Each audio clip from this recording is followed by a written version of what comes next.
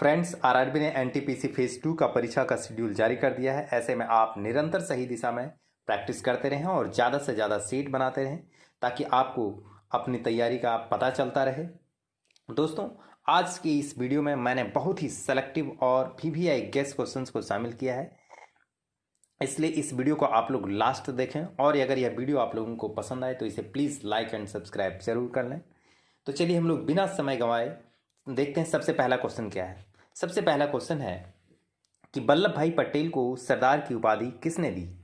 ए सी Rajagopalachari, B M के गांधी, सी J L Nehru, D इनमें से कोई नहीं। दोस्तों, सरदार वल्लभ भाई पटेल को सरदार की उपाधि बारदोली आंदोलन के दौरान वहाँ की महिलाओं ने दिया था, इसलिए इसका आंसर सही आंसर है जो है वह डी होगा, इनमें से कोई नहीं। यहाँ पे यह ध्यान रखें कि बारदोली आंदोलन सन 1928 में हुआ था और यह गुजरात के बारदोली गांव में हुआ था।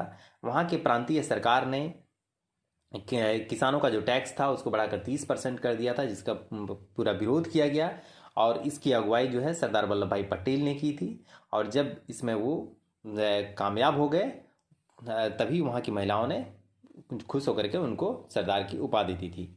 दूसरा क्वेश्चन है, भारत के राष्ट्रपति को महाभियोग द्वारा हटाने की प्रक्रिया निम्नलिखित में से किस अनुच्छेद में वर्णित है? ए अनुच्छेद 55, बी अनुच्छेद 61, सी अनुच्छेद 74 और डी अनुच्छेद 13। दोस्तों, भारत के राष्ट्रपति को महाभियोग के द्वारा हटाने की प्रक्रिया का जो वर्णन है वह अनुच्छेद 61 में है। यहाँ पे यह ध्यान रखें कि भारत के राष्ट्रपति को संविधान के उल्लंघन, दुर्व्यवहार और अक्षमता के आधार पर ही महाभियोग के द्वारा हटाया जा सकता है। तीसरा क्वेश्चन है, पीतरस एक थैली में संग्रहित होता है जिसका नाम है ए अमाशय, बी मुख, सी पित्ताशय और डी अग्नाशय।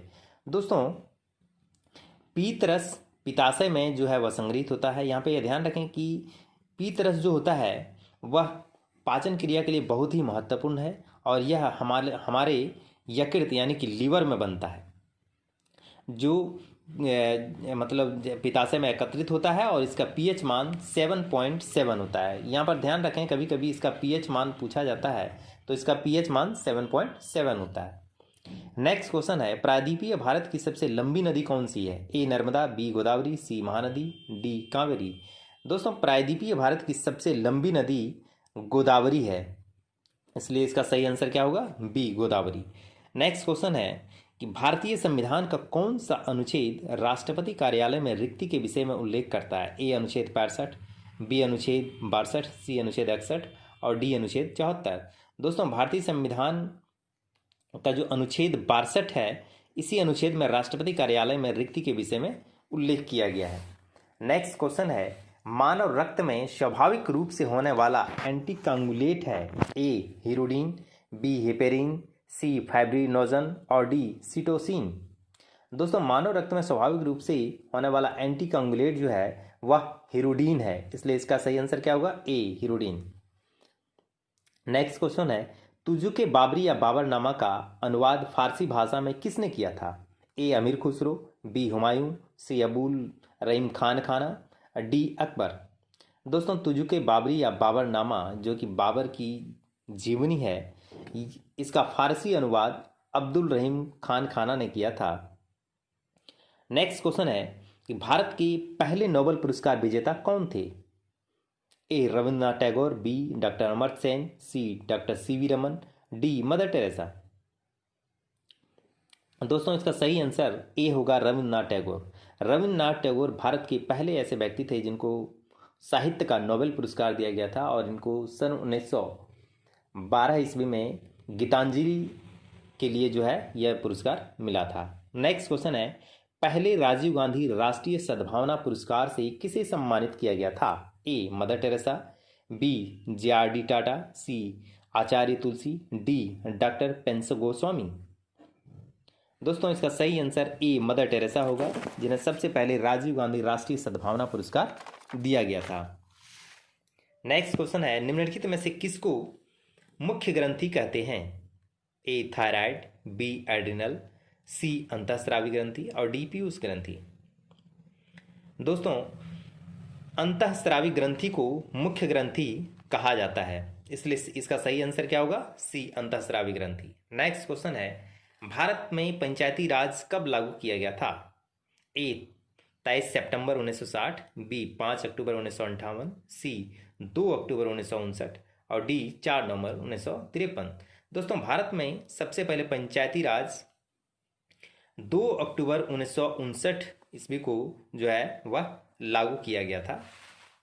महात्मा गांधी के जन्म दिवस के अवसर पर इसे सबसे पहले राजस्थान राज्य में लागू किया गया था, इसलिए इसका आंसर सी होगा। नेक्स्ट क्वेश्चन है, पंचायत चुनाव लड़ने की न्यूनतम आयु क्या है? ए 19 वर्ष, बी 25 वर्ष, सी 21 वर्ष और डी 22 वर्ष। दोस्तों पंचायत चुनाव लड़ने की न्यूनतम आयु जो है वह 21 वर्ष है, इसलिए इसका आंसर क्या होगा? सी। नेक्स्ट क्वेश्चन है कि किस डिग्री पर सेंटीग्रेड और फ़ारेनहाइट तापमान समान रहता है? ए 100 डिग्री, बी 80 डिग्री, सी -32 डिग्री और डी -40 डिग्री। दोस्तों -40 डिग्री पर सेंटीग्रेड और फ़ारेनहाइट का तापमान जो है वह इक्वल यानी कि समान रहता है। नेक्स्ट क्वेश्चन है, निम्नलिखित में से कौन सा अर्धचालक है? ए प्लास्टिक, बी एल्युमिनियम, सी लकड़ी, डी जर्मेनियम।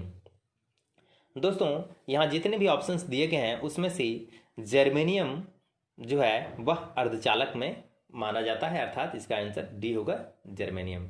नेक्स्ट क्वेश्चन है, निम्नलिखित में से किसे परमाणु रिएक्टर में मंदक के रूप में उपयोग किया जाता है? ए थोरियम, बी ग्रेफाइट, सी रेडियम, डी भारी जल। दोस्तों यह बहुत ही आसान क्वेश्चन है, इसे आप लोग जानते ही होंगे कि परमाणु रिएक्टर में जो है मंदक के रूप में भारी जल का इस्तेमाल किया जाता है। नेक्स्ट क्वेश्चन है, विश्व प्रसिद्ध मोनालिसा का चित्र किसने बनाया था? A Michelangelo, B Leonardo da Vinci, C Picasso, D van Gog.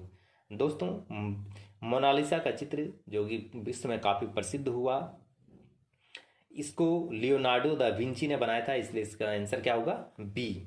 Next question है, हाल ही में किसने चुनाव आयुक्त के पद से इस्तीफा देकर एडीबी अर्थात कि क्षेत्रीय विकास बैंक में उपाध्यक्ष का पद संभाला? ए अशोक लवासा, बी दिवाकर गुप्ता, सी नागेंद्र सिंह और डी सुनील अरोड़ा। दोस्तों इसका आंसर होगा ए अशोक लवासा।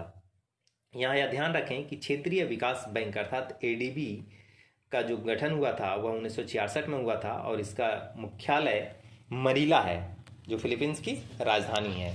नेक्स्ट क्वेश्चन है कि हाल ही में किस राज्य में 3 राजधानियां बनाने वाले विधेयक को मंजूरी दी गई है?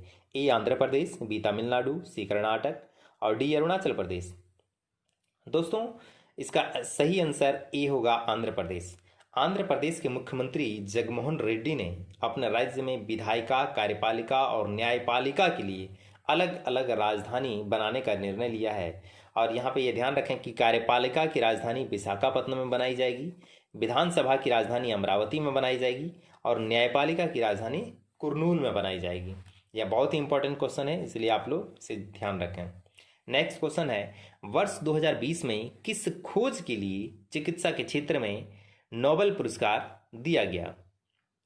ए hepatitis B virus, B hepatitis C virus, C corona virus और डी इनमें से कोई नहीं। दोस्तों वर्ष 2020 में हेपेटाइटिस सी वायरस की खोज के लिए जो है वह 3 वैज्ञानिकों को जो है चिकित्सा का नोबेल पुरस्कार दिया गया। इसमें से तीनों वैज्ञानिक का नाम है हार्वी जे आल्टर, माइकल ह्यूटन और चार्ल्स एम राइस। इन तीनों को जो है हेपेटाइटिस सी वायरस की खोज के लिए वर्ष 2020 का नोबेल पुरस्कार दिया गया।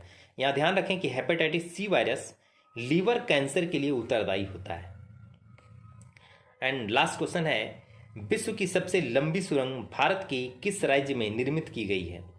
ए हिमाचल प्रदेश में, बी उत्तराखंड में, सी सिक्किम में और डी अरुणाचल प्रदेश में। दोस्तों विश्व की सबसे लंबी सुरंग भारत के हिमाचल प्रदेश में निर्मित की गई है। इसका सबसे पहले नाम था रोहतांग सुरंग, जो कि अटल बिहारी वाजपेयी के सम्मान में इसका नाम बदलकर अटल सुरंग कर दिया गया। यह जो है हिमाचल प्रदेश में मनाली और लेह को लाहौल और स्पीति से जोड़ेगा और जिसके कारण इस कुल 46 किलोमीटर की दूरी कम हो जाएगी और यह वहाँ के लिए काफ़ी मायने रखता है।